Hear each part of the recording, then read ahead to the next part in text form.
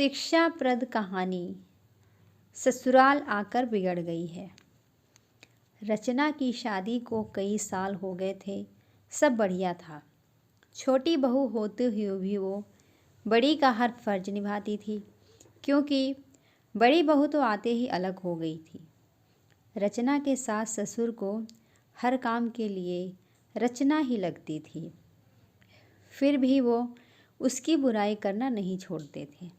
और सबसे बड़ी बात, बुराई भी अक्सर उसके ही परिवार वालों से करते थे, जो रचना को बचपन से जानते थे, या फिर रचना की सहेलियों से, या खुद के मायके वालों से। पहली बार जब शादी के बाद रचना की दोस्त आई तो सासू माँ ने उससे ही रचना की बुराई करना शुरू कर दी।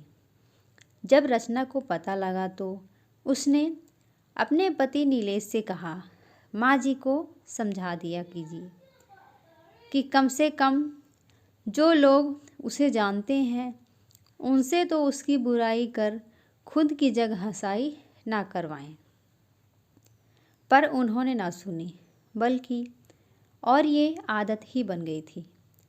आजकल तो अक्सर ये कहती कि रचना, तुम पहले ये काम अच्छा करती थी, अब नहीं करती हो, फिर भले ही वो कोई भी काम हो। रचना की बुआ उसके ससुराल आई थी। तब सासू माँ की किटी पार्टी भी थी। वो बुआ को भी साथ में ले गई और आदतन सबके सामने ही रचना की बुराई करने लगी। कहने लगी, रचना पहले सब अच्छा करती थी, पर अब कोई काम ठीक से नहीं करती। ना ठीक से रोटी बनाती है, ना सब्ज़ी, ना अच्छे से कपड़े पहनती है, ना बच्चों का ख्याल रखती है। वो और कुछ बोलती, इससे पहले ही रचना की बुआ बोल पड़ी, लगता है ससुराल में आकर बिगड़ गई है, क्योंकि हमारे घर की तो वो बड़ी बेटी है और सारा घर का और ऑफिस का दोनों काम अच्छे से संभालती थी, और बड़ों से लेकर बच्चों तक सभी का ध्यान भी रखती थी। आपके यहाँ आकर बिगड़ गई है। ऐसा कीजिए, महीने 2 महीने जमाई सा के साथ उसे मायके भेज दीजिए, हम सुधार कर भेज देंगे।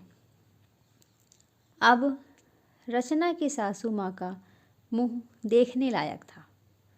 उन्हें बोलने के लिए शब्द नहीं मिल रहे थे।